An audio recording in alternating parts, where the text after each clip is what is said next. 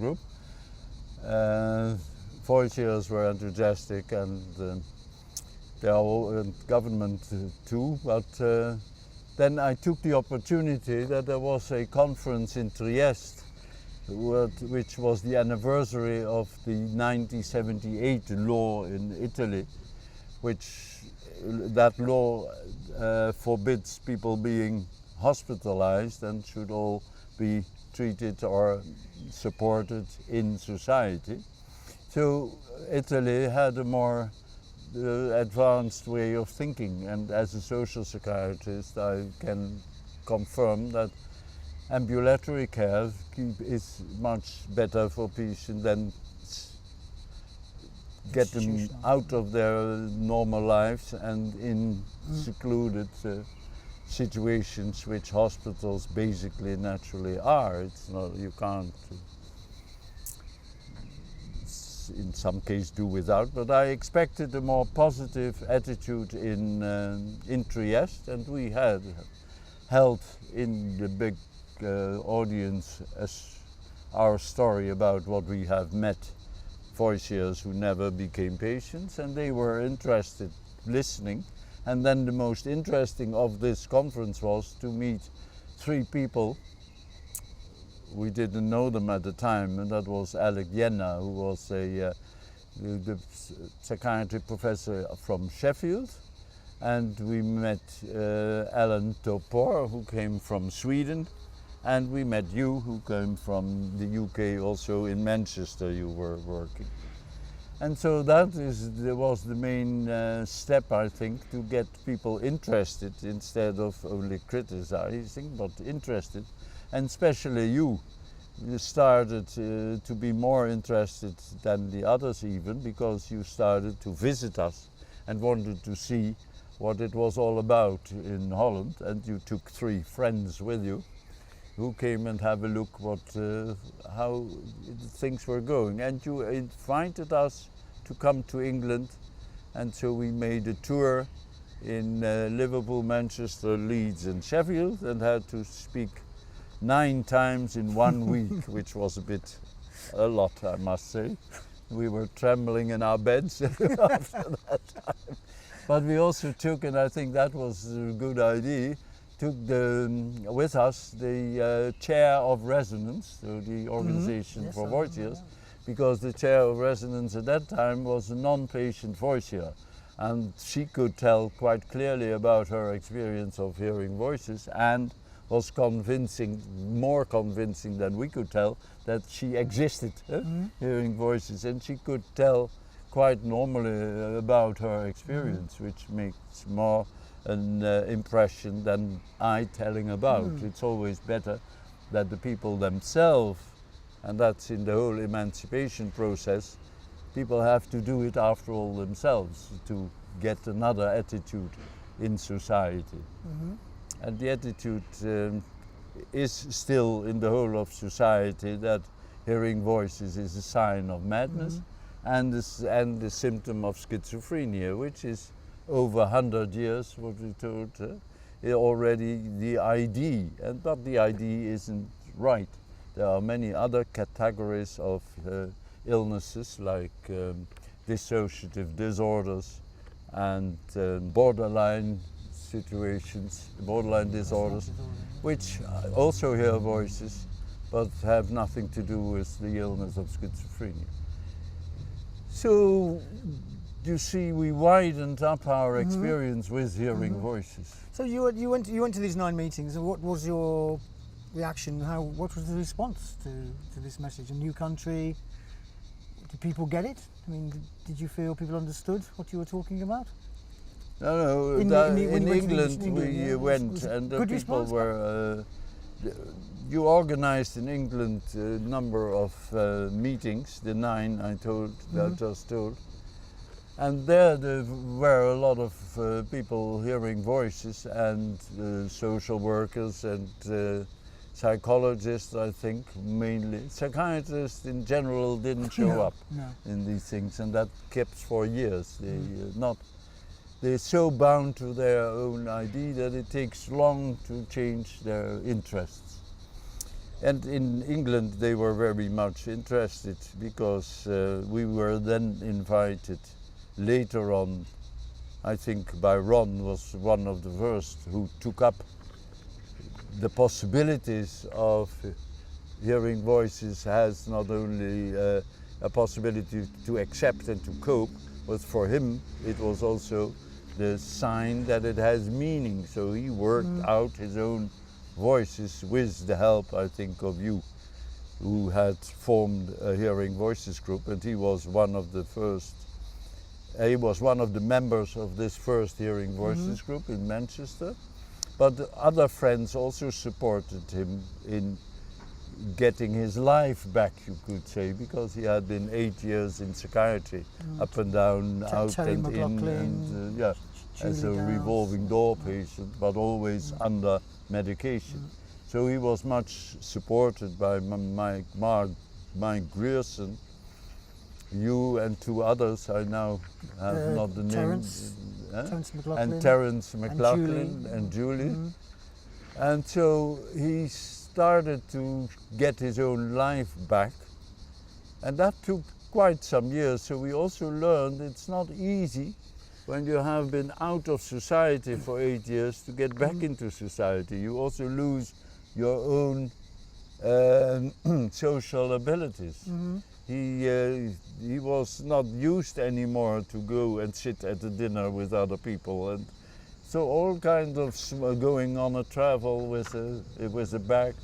And so the first flight to New York, to Chicago we went in America, was he came out of the airplane with his how do you call it, Scottish kilt on, because he was afraid that when the airplane would drop, he would anyhow be recognized as have been in the airplane. So he doesn't write about it, but he has also made quite a whole new learning process of social behavior. That is also missing in most stories, that when you have been out of society for many years, it's difficult to find your way, not only in work, but also in social ways how to behave again, because hospitals are not in itself looking after the social behavior. To me, it's a natural point here, because you've learned quite a lot about this hearing voices, what it's about, what it means for people. You're breaking down isolation a little bit. People are meeting with each other. But there's a question, is what to do? Yeah, now what to do What to do is the next naturally we just didn't know at that time. We only first were also focusing on the hearing voices itself, but then it became clear that the first thing what was necessary is to accept the hearing voices, that the people really hear voices. The perception should be accepted by themselves as well as by others. So that makes a difference, because otherwise you can't trust your own mind, and that's very handicapping. It's the idea that the people tell you it's not true, and you know it's true because you hear them. So that is very damaging your self-esteem. So the accepting is, and that was already clear with Patsy, that the accepting was important for her, and talking with others about the voices was important, and the Congress where voice hearers were the speakers was important. So accepting is one of the most first steps.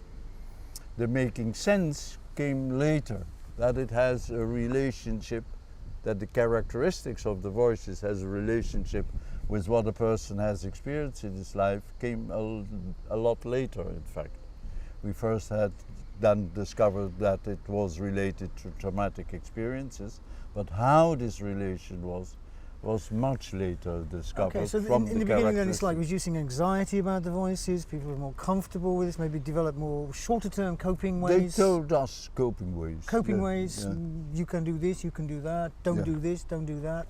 So, but in terms of, I'm a worker, what can I do? What do you tell me, what can I do? First, what I say, accept, then be interested in the person as a person, because the trouble in mental health often is that they only look at the symptoms, and that's not life. The symptom is only one part, and it is also a signal that there is something wrong. So you should be interested in the whole person and also tell about yourself. So come on an even level to create a relationship between people, and not between two different levels, a professional up there and a voice down there. Like in hospitals, they don't eat together. That they did in Italy. You had in Italy a different way of relating to patients also. That is very good. So the next thing is accepting, then building up a relationship with the person, not with the symptoms only.